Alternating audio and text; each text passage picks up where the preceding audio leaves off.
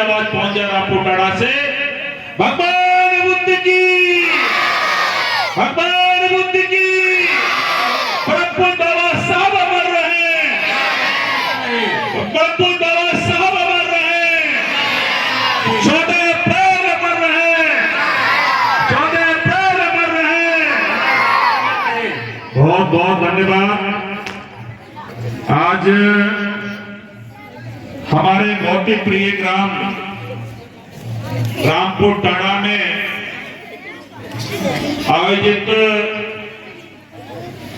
3 दिवसीय बाबा साहब के जन्मोत्सव समारोह के उद्घाटन के शुभ अवसर पर और छोटे भाई अशोक जी साथ में आए, उनको भी आपने बुलाया, पहुंचे। फिर मैंने पूछा भाई कितनी भीड़ थी, तो अशोक ने कहा कि भैया आज तो आप बड़ी तारीफ कर रहे थे, बहुत कम लोग थे। फिर मैंने कहा ये क्या कारण है, तो मुझे उसका कारण समझ में आया कि जो भीड़ जो होती थी वहां पर बहुत बड़ी दूरदृष्टि वाली, वो भीड़ बाबा साहब के लिए नहीं आती थी, वो भीड़ नौटंकी के लिए यहाँ पर आती थी। ये मुझे इसकी जानकारी मिली। कोई नौटंकी यहाँ पर चलती थी, उस नौटंकी को यहाँ पर भीड़ आती थी। मेरे भाइयों, मेरे बुजुर्गों, मेरे बच्चों, मेरे साथियों, मेरी माताओं बहनों, अरे हजारों सालों से हमारी नौटंकी तो बनती चली आई थी, वो दिन भूल गए क्या? इस भारत की धरती पर जो कुत्ता कहीं पर भी खड़े होकर पानी पी सकता है, हमारे घरों में जो कुत्ता घर में जाकर के खाने के बर्तन में मुंह डाल देता है, और उस बर्तन के लिए गांव का वो आदमी राख से मार करके फिर से अपने रसोई में जाकर रख लेता है। रखते नहीं रखते हैं? बोलो, फेंक देते हैं बर्तन के लिए। उस जगह पर जहां पर खुले आसमान के नीचे चील कौवे पानी पीते थे, उस जगह पर भी इस समाज के लोगों को पानी पीना तो दूर, उसको छूने का भी अधिकार नहीं होता था। उसको छूने का भी अधिकार नहीं होता था। आज इंजीनियर साहब राजीव सिंह टाई सूट में बैठे हैं, डीपी भारती इतनी बड़ी माइक पर बोलने का काम कर रहा है। आप सब बड़े गौरव के साथ अपने गांव में अपना घर बना करके, घर में टीवी लगा करके आप सम्मान से जिंदगी जी रहे हैं, मोटरसाइकिल पर चलने का काम कर रहे हैं, कार पर चलने का काम कर रहे हैं। आपको पता होना चाहिए हम लोगों के लिए सरेआम रास्तों पर भी चलने का अधिकार नहीं होता था। एक ऐसी नौटंकी हमारी बना के रखी हुई थी, हजारों साल से चील कौवा पानी पी रहा है, ये गरीब दलित शोषित वंचित पीड़ित समाज के लोग पानी नहीं पी सकते थे। आज इस देश के अंदर कोई एक बेटी प्रधानमंत्री बनती है, इसी भारत के अंदर कोई बेटी राष्ट्रपति बनती है, इसी देश के अंदर कोई बेटी या डीएम बन रही है, जज बन रही है, कलेक्टर बन रही है, राजनीति की विधायक, एमपी, एमएलए, मिनिस्टर बन रही है। साथियों, माताओं बहनों बड़ी संख्या में बैठी है। इन माताओं बहनों के लिए देश की धरती पर घर से बाहर निकलने का अधिकार नहीं होता था। किताब को अगर छू भी लिया तो हाथ काट दिए जाते थे। महिलाओं को सिर्फ घर के अंदर एक भोगने का, एक सिर्फ और सिर्फ उनको उपयोग करने का साधन बना के रखा गया था। कोई भी सर उठा करके समाज में चलने का अधिकार नहीं होता था। कैसी कैसी नौटंकी रही होगी। बुजुर्ग लोग यहाँ बैठे हैं, मुझसे ज्यादा उम्र के बैठे हैं, इन दोनों भी अपने बचपन में कुछ ना कुछ तो झेला और देखा भी होगा। और आज की आजादी के हम 75 साल जी चुके हैं। अभी रोज हमारे सामने खबर आती है कि कोई दलित का बेटा घोड़े से बड़ा चढ़ाने को जा रहा था, तो उसको वहां से गिरा दिया गया, पीट करके उसको उतार दिया गया। ऐसी घटना आज ही छप रही है। अभी पिछले समय में एक घटना राजस्थान की छपी थी, दुनिया ने देखी थी। जैसे ये बच्चा सामने स्कूल वाला बैठा हुआ है, ऐसे एक स्कूल का बच्चा वहां पर स्कूल में पढ़ने गया और स्कूल का पानी का जो घड़ा वहां रखा हुआ था, उसने उस घड़े से पानी पी लिया। तो दलित समाज के बेटे ने स्कूल के घड़े से पानी पिया तो अभी की 6 महीने पहले की घटना है। उस बच्चे को इतना मारा गया कि वो 12 साल के बच्चे को उस मास्टर ने पीट के भाई पर उसको खत्म कर दिया। अभी की घटना है। आज तक हमारी नौटंकी तो चली आ रही है। मेरे साथियों, हमारा भला अभी इस नौटंकी से नहीं होने वाला है। अगर हमारा भला होने वाला है तो परम पूज्य बाबा साहब डॉक्टर अम्बेडकर के विचारों से होने वाला है, इनके सिद्धांतों से होने वाला है, इनके रास्ते पर चल के होने वाला है। मैं पूछना चाहता हूं, कितने लोग यहां पर बैठे हैं, कितने लोग चाहते हैं कि मेरे घर पर पुलिस आए? कोई चाहता है क्या? बताओ कितने चाहते हैं और कितने नहीं चाहते? अपना हाथ ऊंचा करें। कभी चाहते हो आपको घर पर पुलिस आए? नहीं चाहते हो ना? कभी चाहते हो कि हमारे घर में कोई बीमारी आए? नहीं चाहते हो ना? और कितने लोग चाहते हैं कि मेरा घर भी बहुत अच्छा पक्का बना हो? कितने लोग चाहते हैं? हाथ ऊंचा करें। बढ़िया कोठी बंगला कौन देखना चाहते हैं? कितने लोग चाहते हैं कि मेरे घर में कार भी हो? हाथ ऊंचा करें। कितने चाहते हैं? कितने लोग चाहते हैं कि मेरे घर में भी कूलर लगे, एसी लगे, पंखा लगे, फ्रिज लगे? कितने लोग चाहते हैं? जरा एक बार बताओ, आप नहीं चाहते हो क्या भैया? क्यों नहीं चाहते हो बोलो? ये सब कहां से आएगा? ये कहां से आएगा? अगर आपके ही गांव से उदाहरण के रूप में ले लिया जाए, हम के बाहर के नहीं है। राजीव सिंह के पिताजी भी इसी गांव में पैदा हुए थे और इनके बाबा भी इसी गांव में पैदा हुए होंगे। इनके बाबा ने भी इन्हीं खेतों में काम किया होगा। अगर आज उनका नाती अगर 25 लाख की गाड़ी पर चल रहा है तो साथियों किसी और वजह से नहीं चल रहा है, वो बाबा साहब के दिए हुए शिक्षा के अधिकार से चल रहा है। हो सकता है तुम्हारे गांव में हमारे समाज के लोग ज्यादा संपन्न होंगे, लेकिन मेरा जो पड़ोस का गांव अपना है, मेरे गांव में तो जमीनें भी बहुत कम है। मेरे परिवार खानदान के, मेरे गांव के लोग आज भी ज्यादातर दिल्ली पंजाब जाके शायद मजदूरी करके पेट पालने का काम करते हैं। अगर आज वही उसी गांव का बेटा डीपी भारती आपके बीच ही सम्मान से खड़ा हुआ है तो साथियों किसी और की बदौलत नहीं, परम पूज्य बाबा साहब की बदौलत खड़ा हुआ है, इस पढ़ाई की बदौलत खड़ा हुआ है। आज देश की बहन बेटियां सम्मान के साथ में हर जगह मुकाम पा रही हैं, हवाई जहाज उड़ा रही हैं, सेना में भर्ती होकर के देश के बॉर्डर पर ये बेटियां राइफल चलाने का काम कर रही हैं, डीएम बन के ऑर्डर कर रही हैं, ये बेटियां जज बन के लोगों के फैसला कर रही हैं, मंत्री बन के देश और प्रदेश को चला रही हैं। मेरी माँ बहनों, अगर ये सब आपको अधिकार मिला है तो किसी और के नहीं, परम पूज्य बाबा साहब की कृपा से आपको मिला है। आज अगर चाहते हो कि जीवन में खुशहाली आए, जीवन में तरक्की हो, जीवन में भाईचारा हो, अमन चैन हो, और हम नहीं बल्कि हमारी पीढ़ियां भी आगे सम्मान के साथ एक इज्जत की जिंदगी जिए, तो उसके लिए कोई धरती पर दूसरा रास्ता नहीं बना है। मैंने शुरू में कहा कि वो हालात थे और वो आज भी उनके झलक दिखाई पड़ती है कि हमारे लोगों के लिए अपने घरों में पक्का मकान तो क्या, अपनी जेब में, कपड़ों में भी जेब रखने का अधिकार नहीं होता था, पैसा रखने का अधिकार नहीं होता था। अगर आज ये सब है तो बाबा साहब के संविधान की कृपा से है, बाबा साहब के दिए हुए अधिकारों की बदौलत से है।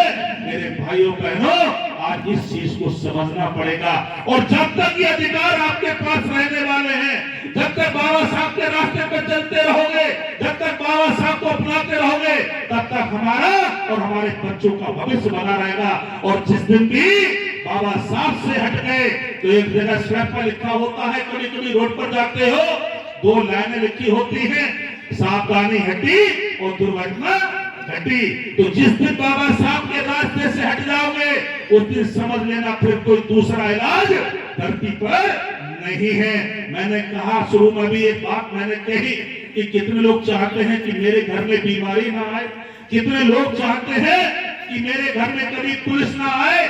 इन सब का अगर कहीं इलाज है तो किसी और रास्ते पे नहीं है, इसका भी इलाज बाबा साहब के रास्ते पे है। जितने लोग चाहते हैं कि मेरे घर में खुशियां हो, मेरे घर में कभी बीमारी ना हो, मेरे घर आंगन में हरियाली हो, मेरे जीवन में खुशहाली हो, मेरे बच्चों की तरक्की हो, समाज में मेरी इज्जत हो, लोगों में मेरी पहचान हो और मेरी पद प्रतिष्ठा सबसे बड़ी हो। तो साथियों, उसके लिए कोई और नहीं परंतु बाबा साहब ने भगवान बुद्ध का मैं मार्ग देने का काम किया है। ये लोग बैठे हैं प्रचारक, ये आपको बताएंगे, ये बताएंगे आपके लिए कि आपके जीवन में दुख कैसे बंद होगा, आपके घर से कष्ट कैसे दूर होगा, आपके घर में खुशहाली कैसे आएगी, ये बताएंगे।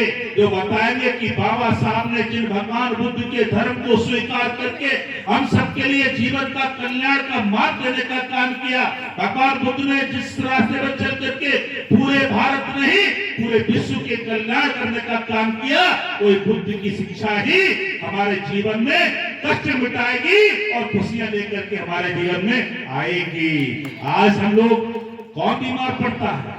बीमार वो पड़ता है जिसके पास मेहनत बहुत है और खाने के लिए कम है और ज्यादा मेहनत करता है।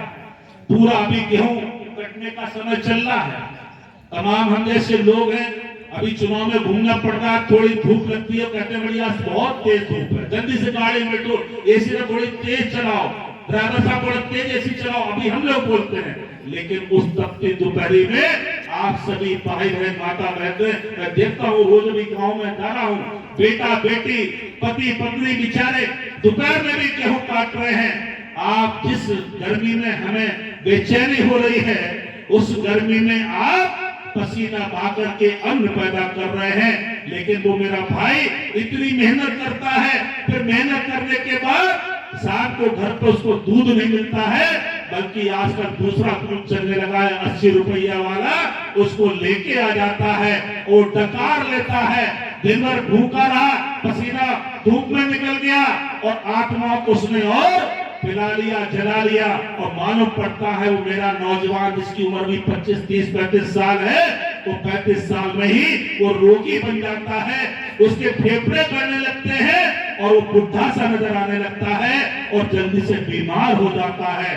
साथियों, मैंने कहा बीमारी नहीं चाहते हो तो अगर एक बार बुद्ध ने जो कहा है कि मैं कभी भी जीवन में किसी भी प्रकार का कोई भी प्रकार का नशा नहीं करूंगा, ऐसी शिक्षा लेता हूं। और साथियों, जब हमारे लोग अच्छा खाएंगे, अच्छे घर में रहेंगे, स्वस्थ भोजन करेंगे, स्वच्छ घर में रहेंगे, वातावरण अच्छा रखेंगे, दूध पिएंगे, मलाई खाएंगे, मट्ठा खाएंगे और बढ़िया फसल अपनी खेती से ला करके बढ़िया पत्नी के साथ भोजन करेंगे, तो उनके शरीर पर चमक आएगी।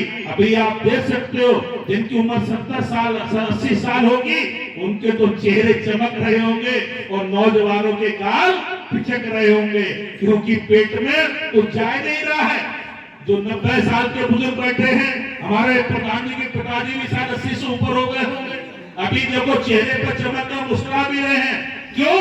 क्योंकि इनकी माताजी ने इनके लिए जरूर दूध भी पिलाया होगा, मट्ठा भी पिलाया होगा, खुरचन भी खिलाई होगी, दही भी खिलाया होगा। लेकिन आज की हमारी माताएं अपने बच्चों को भैंस पाल करके दूध नहीं पिला पा रही हैं, उनको मट्ठा नहीं पिला पा रही हैं, दही नहीं मिल पा रहा है, तो वही बच्चा हमारा आज कमजोर हो रहा है। और वो बच्चा कमजोरी नहीं हो रहा है, वो पुड़िया भी खाना सीख रहा है और 15-16 साल पर जाके पौवा पीना भी सीख रहा है।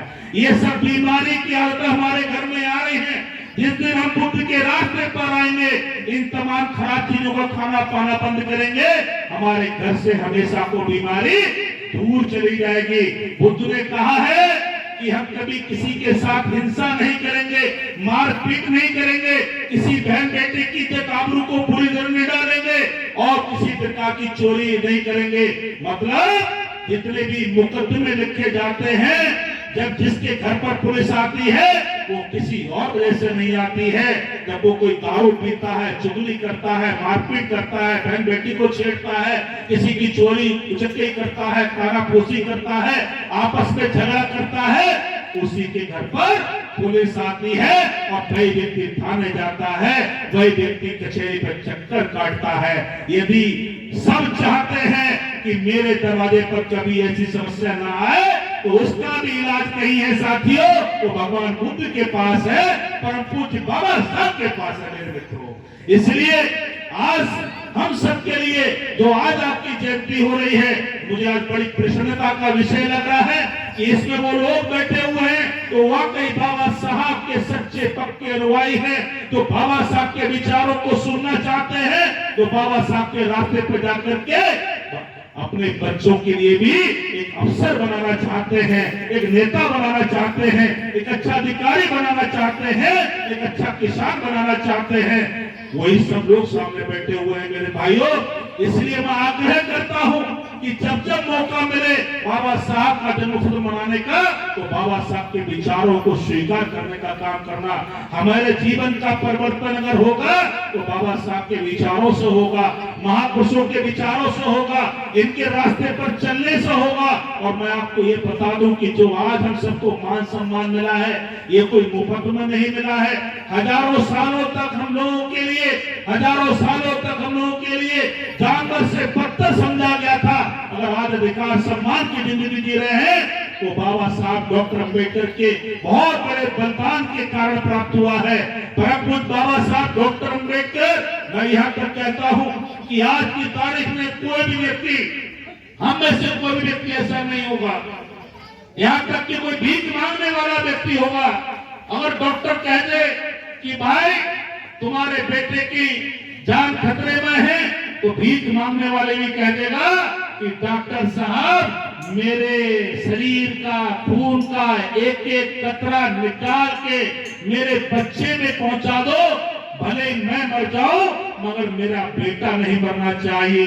हम में से किसी को थोड़ा सा लालच आ जाएगा, कोई भी छोटा मोटा राजनीति का लालच आ जाएगा, कोई 4 पैसे का लालच आ जाएगा, तो हम शायद बहुत बड़े काम को छोड़ के लालच में चले जाते हैं।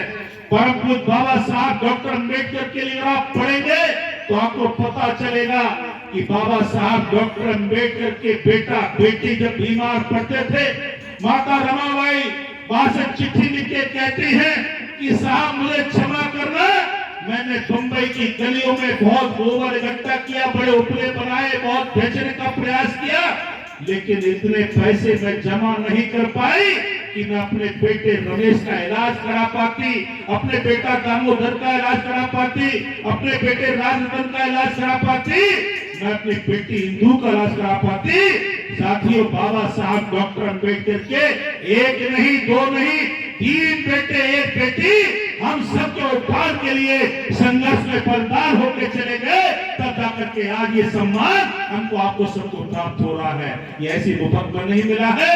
माता रमाबाई अंबेडकर चली गई, पिताजी चले गए, उनकी माताजी चली गई, तब जाकर के आज हम सबको ये सम्मान मिला है। अरे बाबा साहब तो पैदा हुए थे बंबई के अंदर, आज के डीपी भारती को बुलाए हुए पैदा हुआ है। उनको उस समय मेरी चिंता थी कि डीपी भारती को भी अधिकार मिलना चाहिए।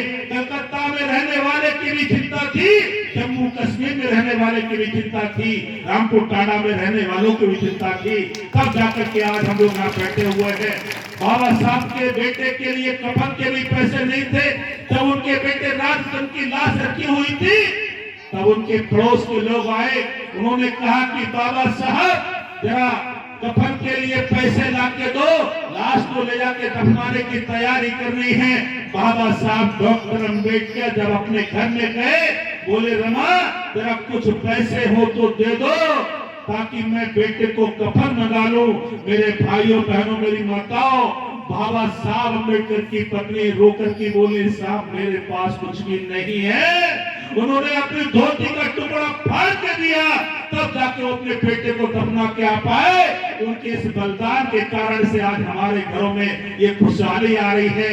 आज वही लोग, मैंने कहा कि जिनके लिए एक तालाब में, नदी में जहाँ चील कौवे कुत्ते पानी पीते थे, आज उनके लिए अगर वहां पर चील कौवे कुत्ते पानी पीते थे, कहीं हमारे लोगों को पानी छूने का भी अधिकार नहीं था।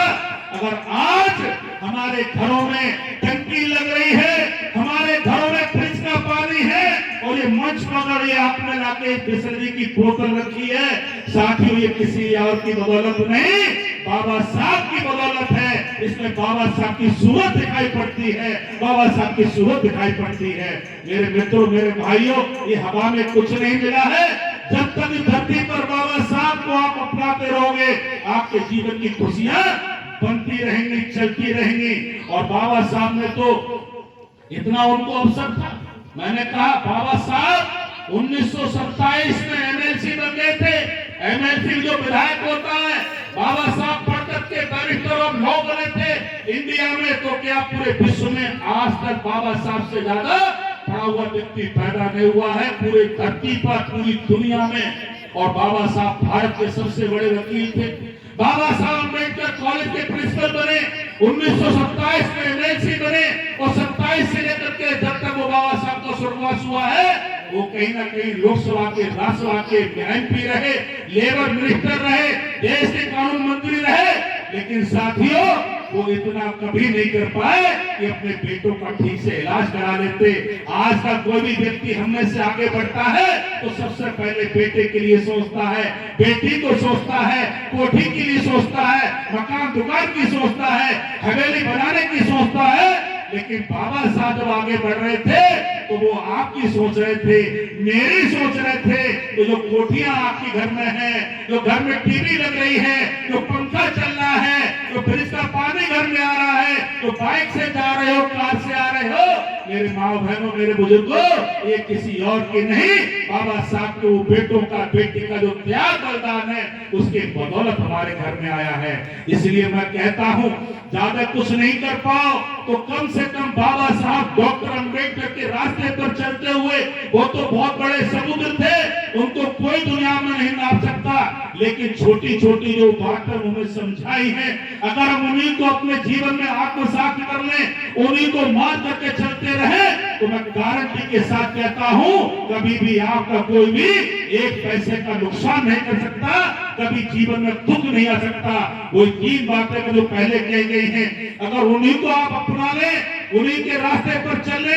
बाबा साहब ने कहा शिक्षित करो, बाबा साहब ने कहा है कुछ भी करो, आधी रोटी खाओ, भूखे रहो, कमजोर रहो, गरीब रहो, लेकिन बच्चे को जरूर पढ़ाना है। पढ़ाई के बिना धरती पर कुछ नहीं है। धरती का जो सूर्य है ना, ये सूर्य भी अंधेरा मिटाता है धरती का, लेकिन जीवन का अंधेरा सूर्य नहीं मिटा पाता है। अभी रात हो रही है, कल सुबह सूर्य निकलेगा, धरती का अंधेरा मिटा देगा। लेकिन मेरे मित्रों, हमारे जीवन का अंधेरा नहीं मिट पाएगा। जिसके घर में अंधेरा छाया है, उसके जीवन का अंधेरा अगर मिटेगा तो सिर्फ और सिर्फ शिक्षा के रास्ते पर चल के मिटेगा, दूसरा रास्ता नहीं है। इसलिए शिक्षित बनने का सबसे बड़ा काम करना है। मैं देख रहा हूँ बहुत बड़ी संख्या में यहाँ बच्चे बैठे हैं, किशोर भी हैं, 5 साल, 7 साल, 8 साल के बच्चे हैं, 10-12 साल के बच्चे बैठे हैं, उनके माता पिता भी बैठे हैं। अगर बच्चों को नहीं पढ़ा रहे हो तो सबसे बड़ा गुनाह कर रहे हो।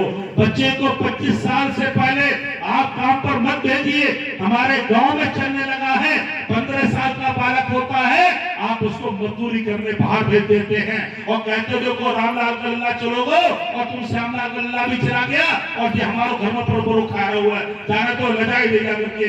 नहीं मेरे भाइयों बहनों, उस बच्चे को 20 साल तक पढ़ाइए।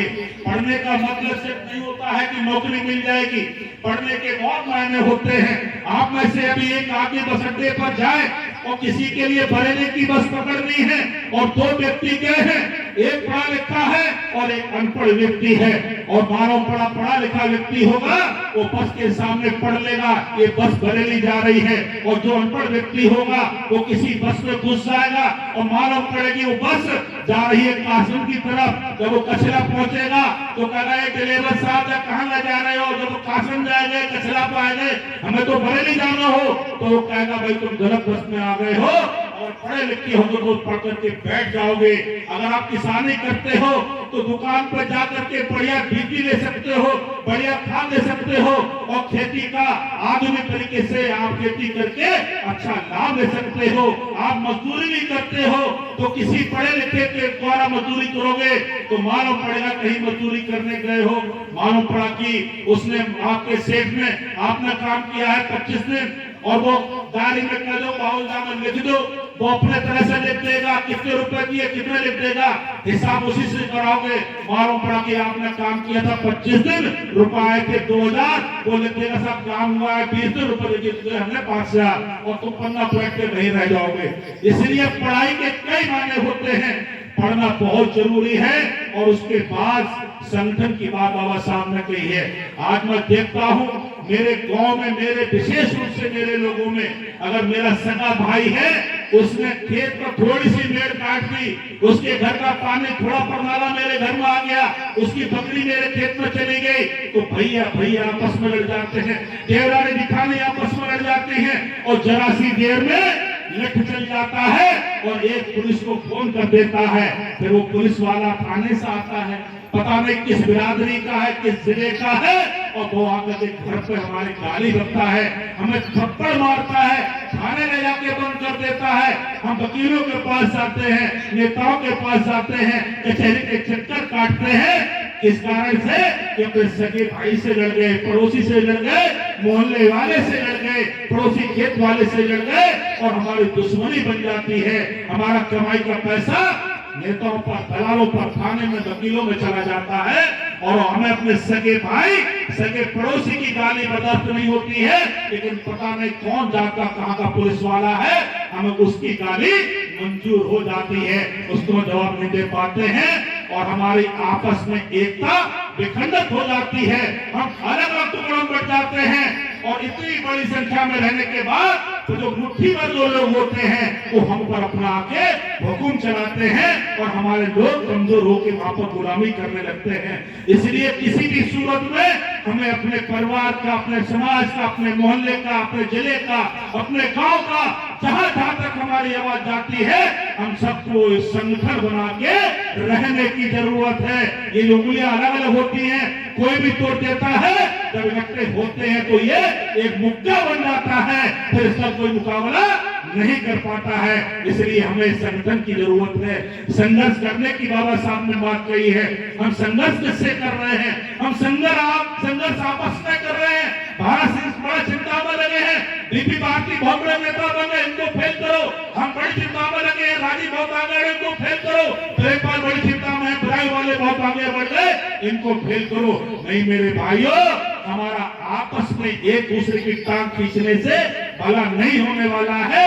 हमें संघर्ष करना है अपने अधिकारों की रक्षा के लिए, हमें संघर्ष करना है अपने सम्मान की रक्षा के लिए, हमें संघर्ष करना है अपने बच्चों की शिक्षा के लिए, हमें संघर्ष करना अपने स्वाभिमान की रक्षा के लिए। ये हमें संघर्ष करना है। आज आपके अधिकारों पर कोई आंच बचाए तो आप समाज के साथ निकल के आइए।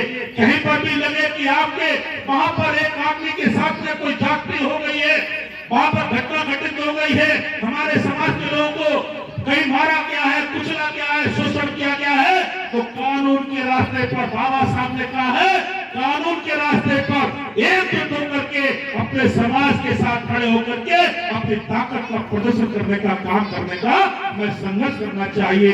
मेरे भाइयों बहनों, ये सब हमारी जिम्मेदारी बनती है। समाज हमारा है, भविष्य भी हमारा है।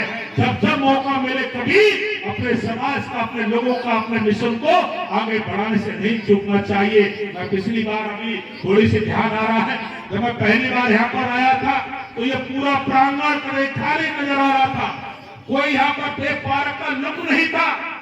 मुझे हेमेंद्र ने कहा, और पीछे रास्ता जो जाता है वो भी बेकार था। हेमेंद्र ने कहा कि भाई साहब, उस हमारे गांव का भला होना चाहिए, क्योंकि आप सबके आशीर्वाद से, बाबा साहब के आशीर्वाद से हमारे पत्नी के लिए ब्लॉक प्रमुख बनाया है, और भारतीय जनता पार्टी से ब्लॉक प्रमुख है वो अपने अम्बियापुर ब्लॉक से। हेमेंद्र जी ने कहा तो 10 लाख रुपए देकर के हमने पूरा आपके यहाँ पर सीसी बताया बना। अभी पिछली बार जब आए मुझे बड़ा पता लगा था कि बाबा साहब यहाँ खड़े हैं, कोई इनकी रौनक नहीं है, कोई व्यवस्था नहीं है। मेरे साथियों, इन्होंने कहा कि भाई साहब पार्क की चिंता हो जाए, मैंने तुम भले ही मत कहो, मैंने तो पहले ही आपके दिमाग में खींच लिया है यहाँ का फोटो। जैसी मौका मिलेगा मैं रामपुर टाना के पार्क के लिए भव्य बनाने का काम करूंगा, और 10 लाख रुपए देकर के ये आपका भव्य पार्क का निर्माण यहाँ पर चल रहा है। साथियों, यही नहीं, नागार्जुना आपके पड़ोस में है। बाकी तो एक अजीब घटना है साहब, पिछली साल नागार्जुना के कार्यकर्ता बाबा साहब की जयंती मनाने के लिए प्रयास कर रहे थे, तो रात के 10:02 पर मैं पीलीभीत से निकल रहा था और वो लोग टेंट लगा रहे थे जयंती मनाने के लिए नागार्जुना के लोग। तो मालूम पड़ा कि विरोधी लोगों ने टेलीफोन करके पुलिस को सूचना दे दी, तो कोतवाल 2 गाड़ी लेकर नागार्जुना पहुंच गए। उन्होंने कहा ये टेंट पे हटाओ, कोई जयंती नहीं बनेगी, ये किसकी परमिशन से मना रहे हो, वरना सबको जेल में डाल दूंगा, अभी सबको उठा के ले जाऊंगा। वहां के कुछ लोगों ने दिमाग दौड़ाया होगा किससे बात की जाए, तो उनको कहीं मेरा नंबर मिल गया, उन्होंने मुझे फोन किया। मैं पीलीभीत से निकला था, 10:02 बात के हो रहे थे।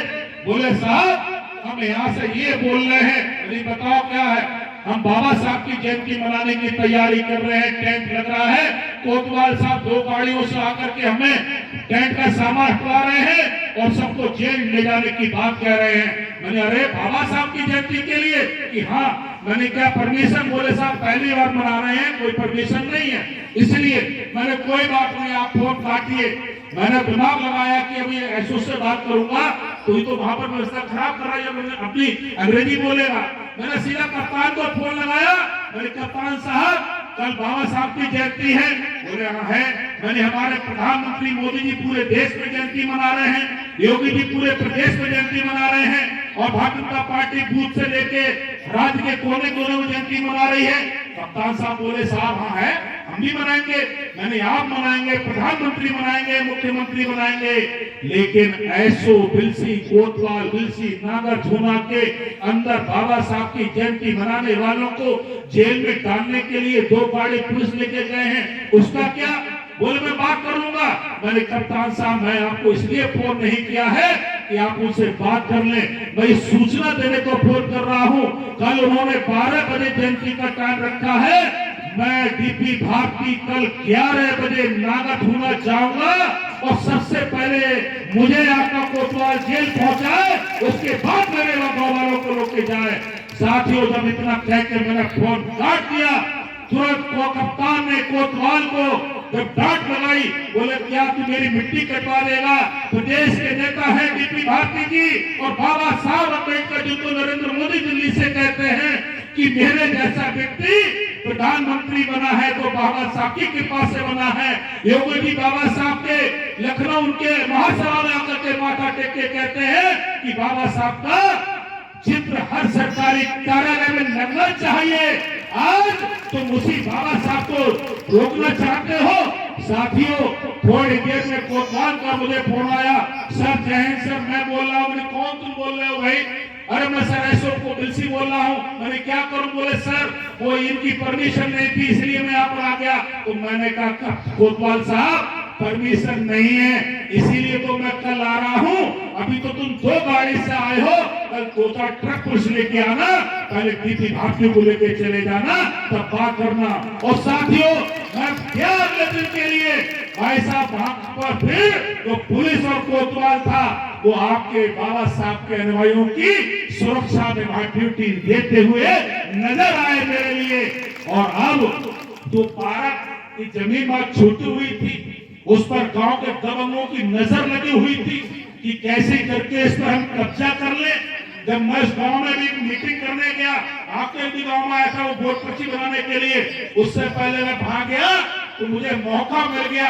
मैंने जो वहां का एक कार्यकर्ता राज्यपाल है, मैंने आज मैं तेरे गांव में आया हूँ, तुम दुखी रहते हो और कहते हो कि भाई साहब जमीन पर कब्जा हो जाएगा। मैंने कहा तू चल वहां पर फावड़ा लेकर के 5-6 लड़के लेके आ और डीपी भारती वहां पर आज उस पार्क की बुनियाद की नींव खोद करके जाएंगे, अपने हाथों से नींव खोदेंगे। और मैं गाड़ी लेके गया, मैंने खुद फावड़ा। साथियों 10 लाख रुपए देकर के आपका नागार्जुना का भी आज बाबा साहब का पार्क बनाया जा रहा है। नंगला टल्लू में भी बाबा साहब की प्रतिमा जब मैं कार्यक्रम में गया तो तालाब किनारे रखी हुई थी, पूरा 10 लाख रुपए देकर के नंगला टल्लू में बाबा साहब की आपकी ब्लॉक से काम चल रहा है। और ये नहीं आपका रंगला पड़ोस में है, बाबा साहब का सामुदायिक केंद्र कतई कीड़ हो गया था, मूर्ति भी किनारे में ढकी पड़ी थी। मैंने आदेश करके 10 लाख रुपए वहां भी देके पूरा शानदार केंद्र बना रहा हूं और बाबा साहब को ऊंचा उठा करके और छतरी के साथ उनकी स्थापना की जा रही है साथियों। और सबसे बड़ी बात, आप सब ब्लॉक में जाते होंगे, ब्लॉक का मुख्य द्वार देखना जाकर के आज आपका सीना चौड़ा हो जाएगा। बाबा साहब के नाम से पूरा डॉक्टर भीमराव अंबेडकर, भारत रत्न संविधान निर्माता बोधिसत्व डॉक्टर भीमराव अंबेडकर द्वार बनाया गया है आपकी ब्लॉक के अंदर। मेरे भाइयों बहनों, ये सब तब हो पा रहा है, ये सब बाबा साहब की बदौलत हो पा रहा है। मेरी अपनी कोई औकात नहीं थी, मोदी और योगी जी की कृपा से हो पा रहा है। उन्होंने मेरी पत्नी को वहां पहुंचाने का काम किया है। इसलिए जब तक जहां मौका मिले कभी पीछे मत हटना। एक इस्लाम नगर थाने का बाबा साहब, कोई गांव का नाम याद नहीं आ रहा है मुझे, तो लोग तब याद करते थे 5 साल पहले, इससे पहले मुझे कोई नहीं पहचानता ना, 5 मिनट पहले। फिर वहां उन्होंने कहा कि भाई हम यहाँ पर थाने में बंद कर दिए। मैंने क्यों? बोले हम बाबा साहब की शोभा यात्रा गाँव में निकाल रहे थे, इसलिए पुलिस में उठा के ले आई। तो हमने जब बात कराओ कोतवाल से, तो हमने भाई कोतवाल साहब भाई इनको क्यों बंद कर लिया है? बोले साहब ये शोभा यात्रा निकालने इनकी परमिशन तो है नहीं और नहीं परंपरा करने नहीं देंगे। तो मैंने उसको कहा ठीक है भाई, अब इन्होंने तैयारी तो कर ली है, ये आपने थाने में बिठा ली है तो ये तो नहीं जा पाएंगे, लेकिन मैं कल ला करके इनकी शोभा यात्रा निकलवाऊंगा, ठंडी में दिखाऊंगा, भाई मुझे जेल भेज देना। इतना मैं उसको फोन काट दिया। अब वो मुझे जानता नहीं, मैं लोकल में क्यों रहता हूँ कि की कौन बोला, उसने कोई धमकी दी है। उसने थोड़ी देर में फोन किया सीओ बिलसी के लिए। सीओ बिलसी को फोन आया कि भारती जी आप क्या कह रहे हैं, ना परमिशन नहीं है, नहीं परंपरा नहीं पड़ेगी। तो मैंने कहा कोई बात नहीं सीओ साहब, नहीं पड़ेगी तो आप रोकिए, मैं तो कल जा रहा हूँ, पहले मुझे बंद करा देना। मैं उससे बातें नहीं करना चाह रहा था। अब सीओ के दिमाग में आया, उसने जानकारी के लिए प्रदेश के नेता है, ब्लॉक प्रमुख भी है और भाई वो खुद जाने जेल जाने की कह रहे हैं। अब उसने कप्तान को फोन किया, अब मुझे कप्तान को फोन आया, मैंने अब इससे बात अच्छी से हो। अब ये इसलिए मैं कह रहा हूँ, यही संघर्ष है। संघर्ष ये नहीं है कि हम आपस में लड़ते हैं, संघर्ष यही है।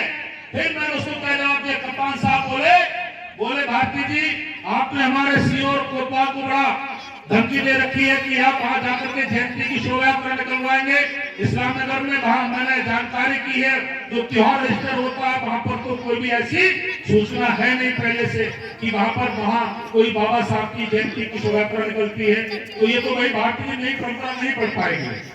मैंने ठीक है कप्तान साहब, बाबा साहब की जयंती की शोभा यात्रा नहीं निकलने देंगे। बोले हाँ इसलिए कि भाई अशांति फैलेगी, ये सब समस्या उत्पन्न हो जाती है। तो मैंने कहा नई परंपरा नहीं पढ़ने दी जाएगी तो इसके माने कप्तान साहब अब तो कभी किसी के घर में बच्चा भी पैदा नहीं होगा। तो ये क्या मतलब? मैंने इसके माने आपकी पुलिस अब किसी के घर में बच्चा भी पैदा नहीं होने देगी। बोले क्यों? मैंने जब बच्चा पैदा होगा फिर जन्मदिन मनना शुरू होगा और जब जन्मदिन मनेगा तो नई परंपरा हो जाएगी नहीं हो जाएगी।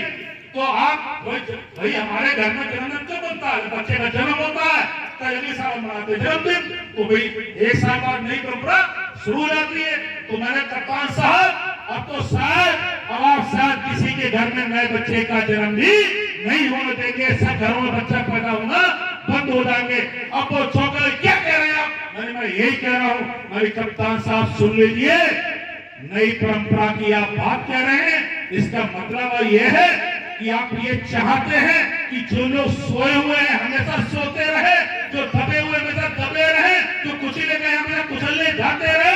मैंने कहा ये नहीं चलेगा।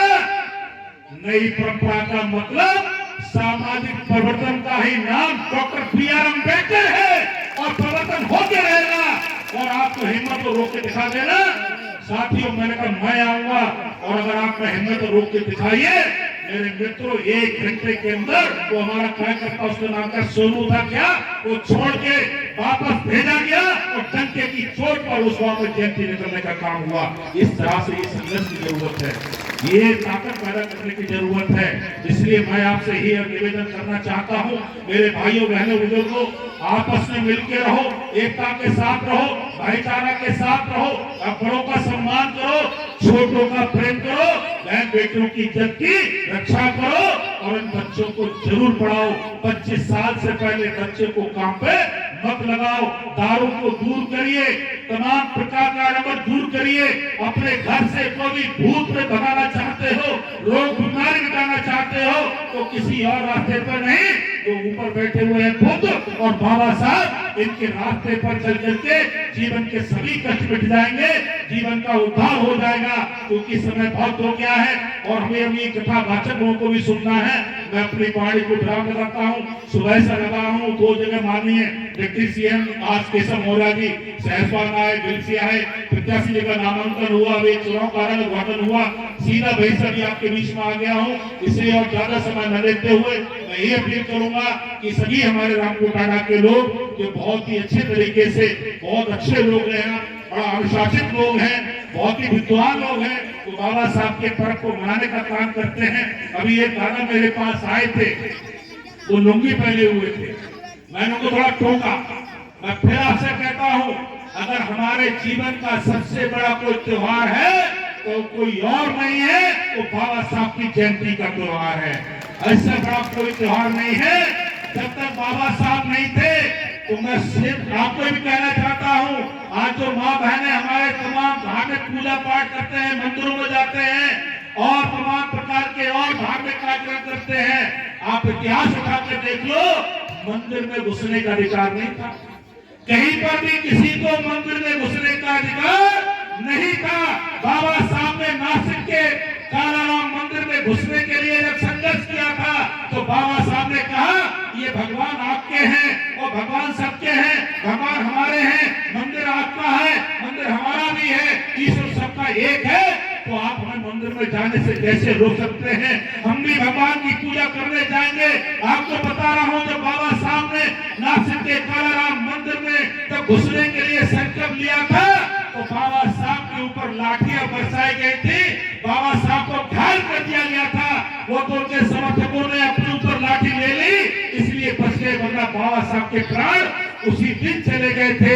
अगर आज आपका मंदिर भी खुला है तो किसी और की बदौलत नहीं, बाबा साहब की बदौलत खुला हुआ है। इसलिए मैं ये कहना चाहता हूँ, जीवन में तुम्हारा कोई अधिकार नहीं था कोई होली दिवाली मनाने का, आनंद लेने का। अगर जो भी त्योहार मनाए जा रहे हैं वो इन्हीं की कृपा से मनाए जा रहे हैं, और जिसकी कृपा से आज हमें और त्योहार मनाने का मौका मिला है और उनकी अगर जयंती आ जाए तो समझिए उससे बड़ा त्योहार कोई और क्या हो सकता है। तो आज सबसे बड़ा त्योहार, अगर साल में आप कोई भी त्योहार मनाते हैं तो सबसे बड़ा त्योहार बाबा साहब की जयंती है, भगवान बुद्ध की जयंती है, रमाबाई की जयंती है, फूले जी की जयंती है, जिन्होंने पढ़ने का अधिकार दिया है। जब आपके घर में 14 अप्रैल आने की तैयारी हो, आप एक हफ्ते नहीं 15 दिन पहले अपने घर की सफाई करना शुरू करिए। अपने घर को पेंट कराइए, लीपिए, पोतिए, अपने कपड़े खरीद के टेलर को दे करके आइए, नए कपड़े बनाइए, गुजिया बनाओ, खीर बनाओ, पकवान बनाओ, और 14 अप्रैल के लिए सभी लोग नए कपड़े पहन के, घर को सजा के, घर को चमका के, लालटेन, लाल बत्ती, अगरबत्ती, धूप बत्ती, बिजली, झालर, जो भी चीजें सजावट की होती हैं, आप वो करके देखिए, निश्चित रूप से आपके घर में सुख शांति आएगी, खुशहाली आएगी, आपके चेहरों पर चमक आएगी, आपके घर में प्रगति और तरक्की होती चली जाएगी, आपके खेतों में हरियाली लहराती नजर आएगी। इसलिए जब भी मौका मिले, मैं कभी भी 14 अप्रैल पर ही मैं कपड़े बनवाता हूँ, तो इसलिए आपसे मेरा आग्रह है, मेरे घर के बच्चे, मैं सुबह भले लेट उठूं, 14 अप्रैल के लिए पत्नी, छोटे छोटे बच्चे पूरा घर 3 दिन से सफाई कर रहे होंगे, सुबह मैं उठ के तैयार होऊंगा, भगवान बुद्ध की वंदना का वो अपना पूरा बच्चे सजा के रेडी रखते हैं, मिठाई भी मंगाते हैं, पकवान भी बनाते हैं। पूरा सबसे बड़ा त्योहार हमारा उस दिन मनाया जाता है। अगर हमारा सबसे बड़ा कोई त्योहार है तो 14 अप्रैल है। अब जब भी नए कपड़े बनवाएंगे हैं तो 14 अप्रैल पर बनवाएंगे, और पूरी पकवान बनाएंगे तो 14 अप्रैल पर बनाएंगे। बनाएंगे, बोलो, बनाएंगे नहीं? हाथ ऊंचा करिए भैया आप लोग। जय हो आपकी, बहुत बहुत धन्यवाद, बहुत बहुत आभार। एक बार नारे के साथ लगाइए, बाबा साहब अमर रहे, बाबा साहब अमर रहे, भगवान बुद्ध की दया हो, भगवान बुद्ध की दया हो, रामपुर टाटा की जयकार हो, रामपुर टाटा की जयकार हो, आज सबकी जयकार हो। बहुत बहुत धन्यवाद। नमो बुद्धाय, जय भीम। बहुत बहुत साधुवाद माननीय मंत्री जी।